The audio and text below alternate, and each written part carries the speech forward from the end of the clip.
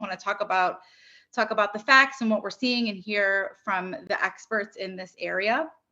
I will record today's meeting and I'll make that available to all of you after the meeting. So I'll go ahead and start that recording now. Recording in progress. And this morning, we're going to hear from our Chief of Police in the City of Cleveland, Wayne Drummond. We're going to hear from Detective Callahan, who is the missing persons liaison in our Division of Police, and Chief Larry Henderhan, who's the Chief Investigator for the Northeast Ohio Human Trafficking Task Force. So I will go ahead and mute and turn it over to Chief Drummond to kick us off. Thank you. Good morning and thank you and welcome everyone. I appreciate everyone tuning in. I think we're going to have, I think, a very robust conversation, but I think I want to make sure that we bring some clarity to some of the things that have been reported over the last week and a half, 2 weeks relative to missing persons and more specifically missing juveniles in the city of Cleveland. I just want to bring clarity and make sure that we clear up some of the misinformation I believe is out there. In the city of Cleveland, we have approximately 5 detectives, and we have 5 detectives in each of the 5 neighborhood police districts that are assigned specifically to missing persons, not just missing juveniles, but just missing persons in general. Also, we have a detective that's assigned downtown, which is Detective Callahan, who's an expert, I believe, in missing persons and finding missing persons. He's going to talk in a minute here. We do have missing individuals in the city of Cleveland, no question about it. Now, we take every single one of them seriously. Our detectives take it seriously. Our officers in each of the 5 neighborhood districts take it seriously, and officers in the specialized units.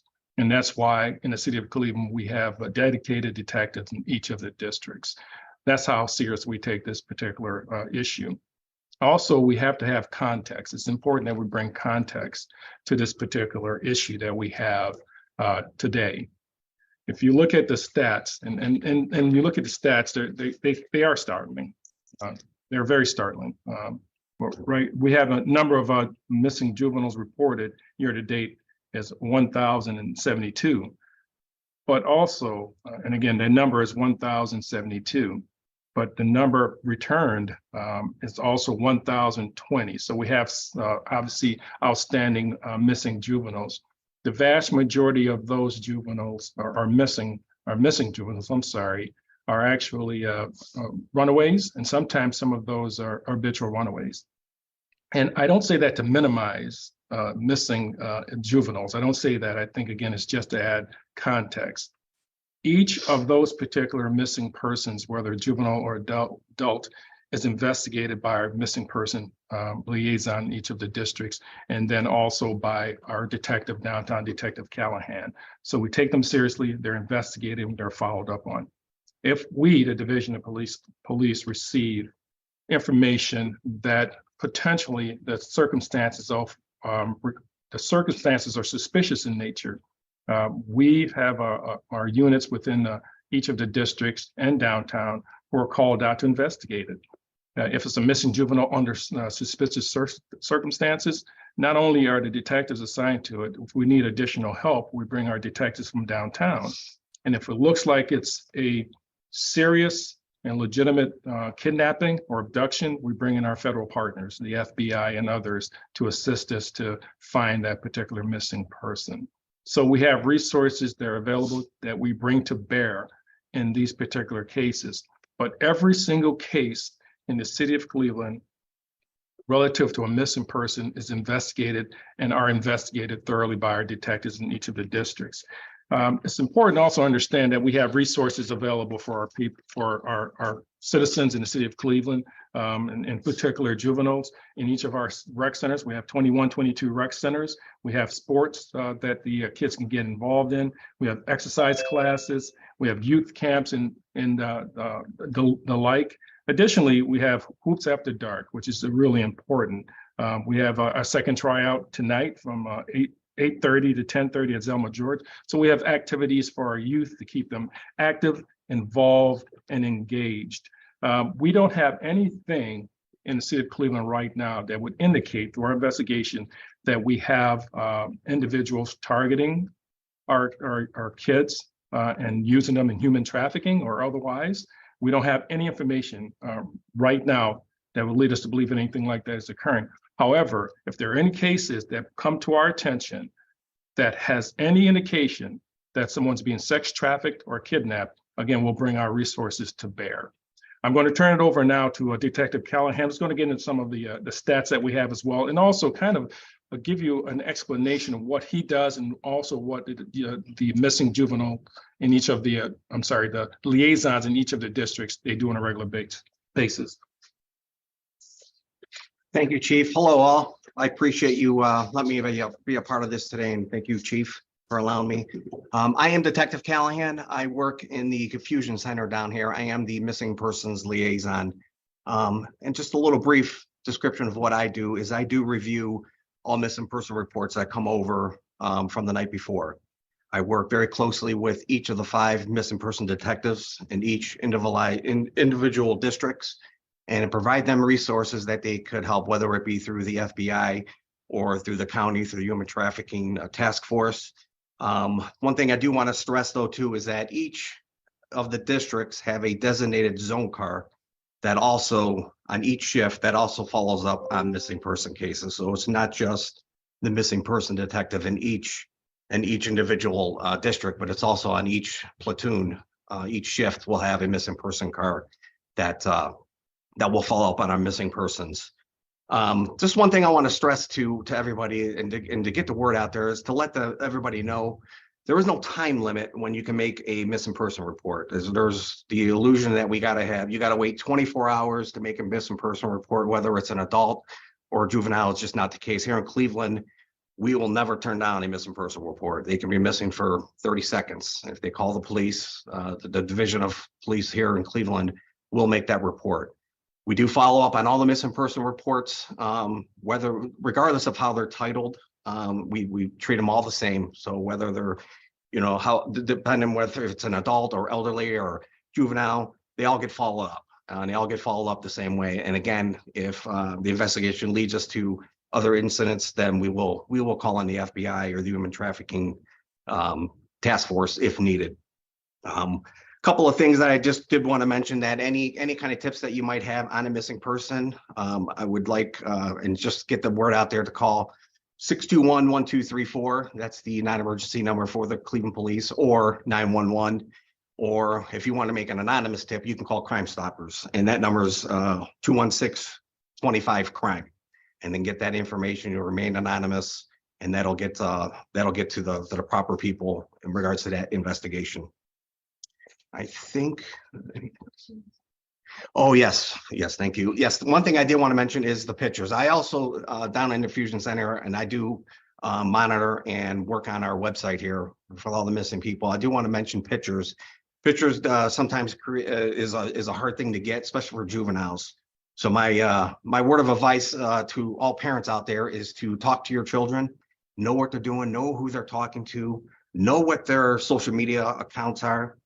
And in regards to pictures, there's a lot of resources out there that you can get a photo. If you can't get on your children's or your child's social media and take a picture, please need those pictures. It's very important. You can also go to the BMV. BMV will allow children and will take photos and get children an ID. You can be 1 year old if you want and get an ID. You can be 3, you can be 5. It doesn't have to be for a driver's license or just a state ID. So they could go to the BMV, and there's plenty of, I think the county, if I'm not mistaken, will do the fingerprinting kits for us and take photos. So getting the photos out there and giving the police as much information as you can when you make a missing person report, what the child's wearing, where the child's known to hang out, their friends, those sorts of things. All that is instrumental when conducting a missing person investigation. I'm sorry. Oh, yeah. Okay. And I am going to go ahead. I am done here. I appreciate the time, and I'm going to pass it over to Chief Henderhan. Yes, thank you. I'm the director of the Northeast Ohio Human Trafficking Task Force. And what that comprises is we have various law enforcement partners and victim service providers that are part of the task force. Cleveland Police, Cuyahoga County Division of Children and Family Services, Child Canopy or Canopy Children Advocacy Center, Rape Crisis Center, as well as the collaboratives in both Cuyahoga County and Lake County to end human trafficking. And as part of that, it's about information sharing. And we cover 4 separate counties, 3 other counties, including Cuyahoga County. We cover Lake, Ashtabula, and Geauga as well. Whenever there's a missing child, that information is streamlined. And if there's any indication of human trafficking disclosures or information that a child is at risk, it would come through the task force, through our partners, which Cleveland PD is a part of. Being the director of the task force, I have not seen a rise of human trafficking incidents with these missing juveniles. We work hand in hand with Cleveland PD in the event that a missing juvenile comes on the radar that we can assist in recovering. We do go out and try to locate those juveniles. But as of currently, we have not seen a rise in that other than what appears as, recidivism with some of the juveniles. It's becoming summer months. A lot of kids get antsy. They have lack of supervision at home and they want to be out with their friends and, go out into the streets and enjoy themselves in the summer. That's what we're seeing. But if there's any indications of any human trafficking, any intel that we get on it, we do act upon it immediately. What we do have is we have our tip line, which operates 24 hours a day. It's the Northeast Ohio Human Trafficking Task Force tip line, which is 216-443-6085. That can be accessed by anyone. If someone calls that at any time, if they have information of human trafficking, they can call that and it immediately gets sent out to all the investigators, including myself, 24 hours a day. That includes the other avenues that people can notify with tips, what Detective Callahan said with Crime Stoppers. We also work with NCMEC on occasion as well. They also provide additional services and tips that come through, their phone lines. Our federal partner, it was Homeland Security Investigations. They work hand in hand with us as well. They're a part of the task force. We get tips through there and we work with them hand in hand. So we have a good team here in Northeast Ohio that covers every avenue if an incident of human trafficking comes up or is passed along to us. So as far as the information has come out that we've seen an uptick in it, we've not seen it through my task force. It doesn't appear that there's this mass amounts of children that are being, taken and exploited for human trafficking. If it does come up, I urge people to call those tip lines and get us involved. But a child that is missing or is a runaway, they are at risk for other issues, but it does not necessarily mean that they are being human trafficked.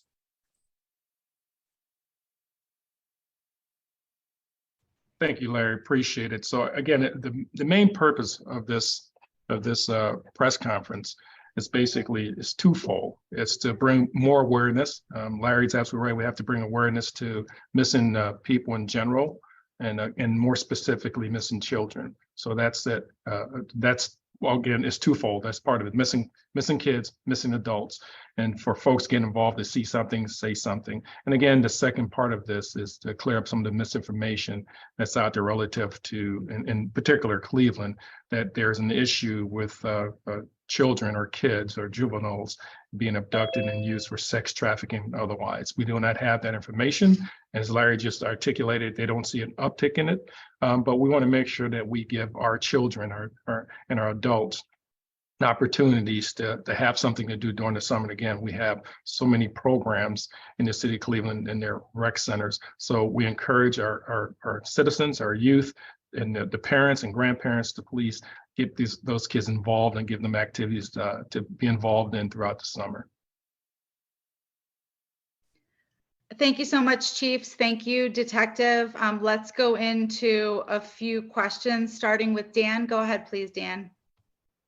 I want to thank the chief and detectives for taking the time for this. So if I'm getting this straight, and I think we'll take full responsibility. We were the first to take a look at this issue when We were looking at the city's website. The Cleveland Police Department has a missing persons website. You can database it by age, date, and how long they've been missing. And we were the first to notice that just in a 2-week period, there were 27 children reported missing. Now, we at no point said that they had all been abducted or that there was some sort of human trafficking problem.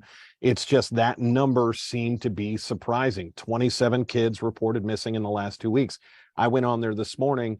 That number is still 25. 25 children missing, reported missing in the last 2 weeks. Again, nobody's saying that they're being human trafficked, but where is the problem? If it's 27 a month ago, if it's 25 in the past 2 weeks, does Cleveland have a runaway problem? Is that where this is?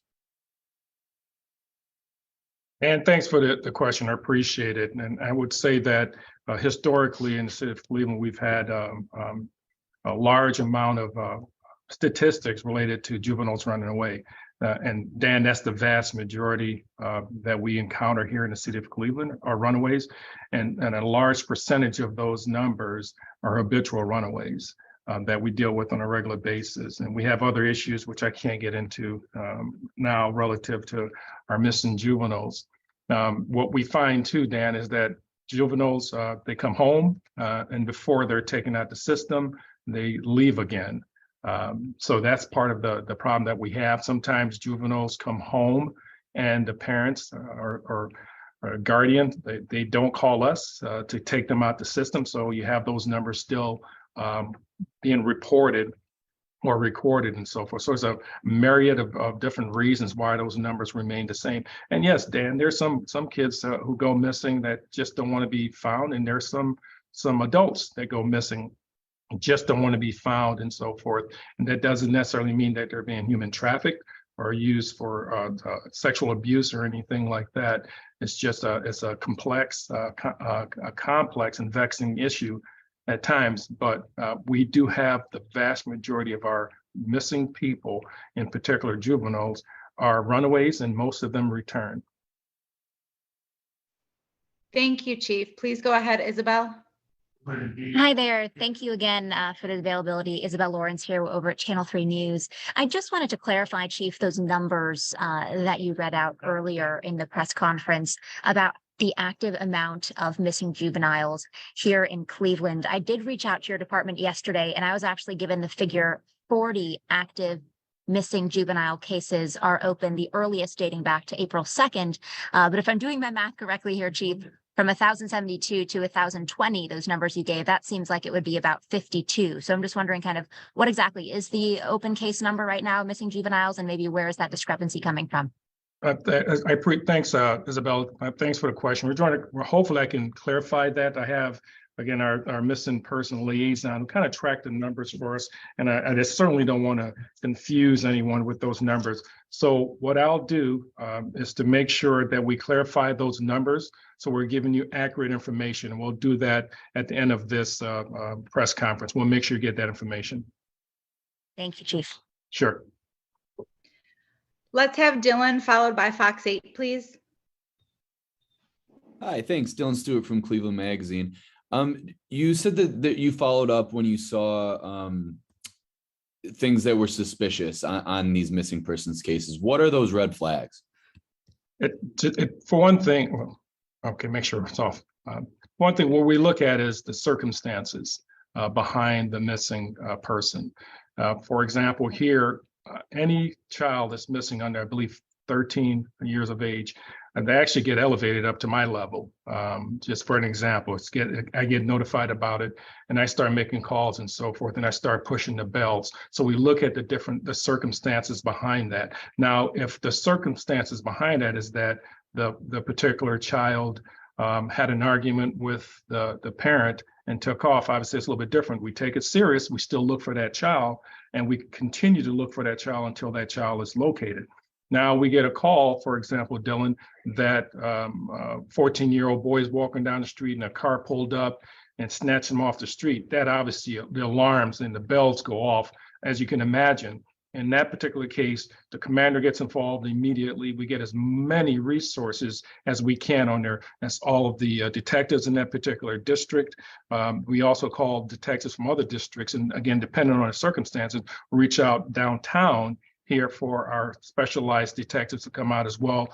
And depending how the investigation kind of pans out, we may call in the FBI. If we have information about phones and so forth, we start getting up on the phone, so to speak, so we can track individuals. So again, that's why it just depends on the information that we have coming in.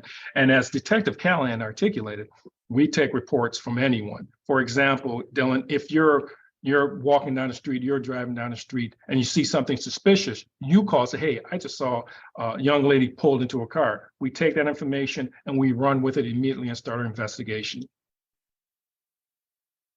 Is there any way to know how many of the active cases are suspicious or being investigated?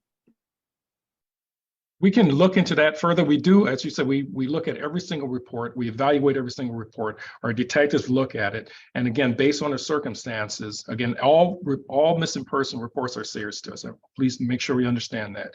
But we look at the circumstances behind it. And that takes an evaluation of looking at all the reports and then the information involved in the report, and then what we can verify. And so that information is in the reports, and we can find that information out. We know that information, especially the specific detectives. They know that information. So we have that information available to our detectives. And it's also in the reports.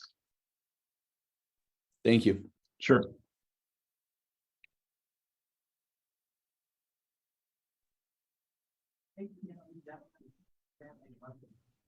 Go ahead, Fox 8.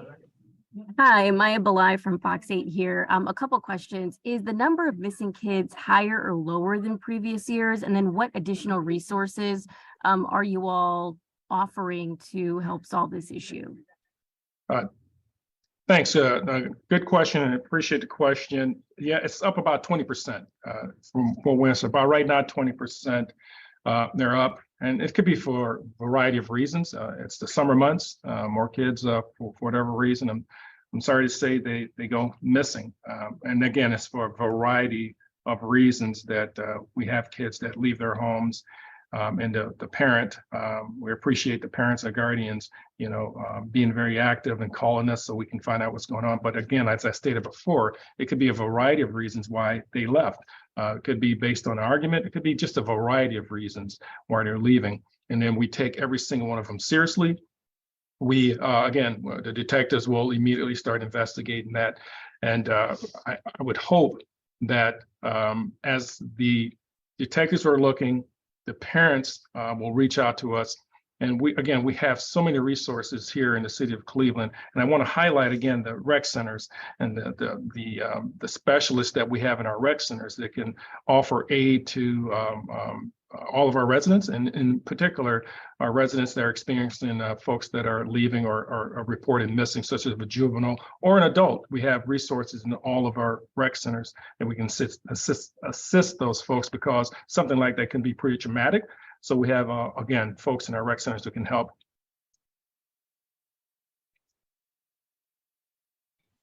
Go ahead, please, Scott. Hey, Chief, you mentioned earlier the large percent are traditionally habitual runaways. Any idea what equals a large percent? Are we talking 50, 75% of these are habitual runaways? Is it 20%? Scott, that's a good question, and I can't quantify that right now, but it is a large percentage. And the reason why I can say that and say that comfortably, Scott, is because I've been a police officer 34 years, a chief for almost a year now. I was a district commander, starting with District 6 and then changed to District 5.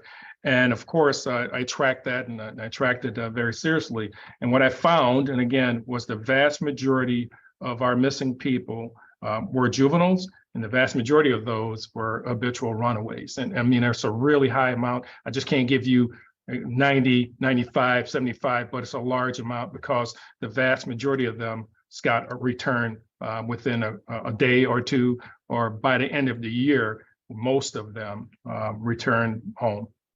Are there any sort of programs kind of targeting that population to make sure they don't fall into kind of this cycle? Again, a very good question. It's again complex because we're not sure. Could be not sure what's going on in the particular home environment that make kids want to leave. Again, it's a variety of things. It could be, again, something as simple, and we see it, and that's why I keep mentioning it, an argument. It could be something as simple as a child did something at school and they know that they're going to have repercussions when they get home, so they don't come home. And that seems to be the bulk of it. Things of that particular nature when we're talking about kids, something happens, they take off, they get angry, they take off. But generally, the vast majority of those particular kids do come back home. Again, we have resources throughout the city of Cleveland to help families that are going through issues. Again, our rec centers, I keep pointing to the rec center because we have them throughout the city. We have our specialists in each of the cities that can help our kids and help our adults. And also, if they can't help them, they can recommend or send them to places that can offer assistance as well. And I want to make sure I'm clear that 20% increase, that's year to year, right? As far as missing people? Yes, that's correct. Yes, so it's a 20% increase for this year so far, yes. And nothing that points to one reason or another that you've been able to discern at this point as to why? Not at this time, Scott.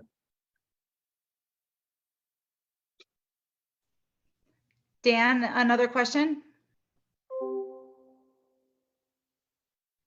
No, I'm finished. I just don't think the hand raise was down. Thank you very much. Got it. Are there any additional questions? One more question from Box 8. I'm wondering, is there any common thread on where these kids are going when they run away? Is there a specific spot in the city, a specific neighborhood building that you all can maybe devote more resources towards? I appreciate the question. No, nothing that's jumping out. Nothing from our data would suggest any particular location. What we find sometimes is that some of these kids, they go to friends, homes, just kind of a hiding at their friend's home. That's what we find most of it. It's not like they're out sleeping on park benches, because they're not. They're at a friend's house, a neighbor's house, and so forth, who may not know that they're missing for whatever reason may be, but there's no particular location in the city of Cleveland that these kids are going to.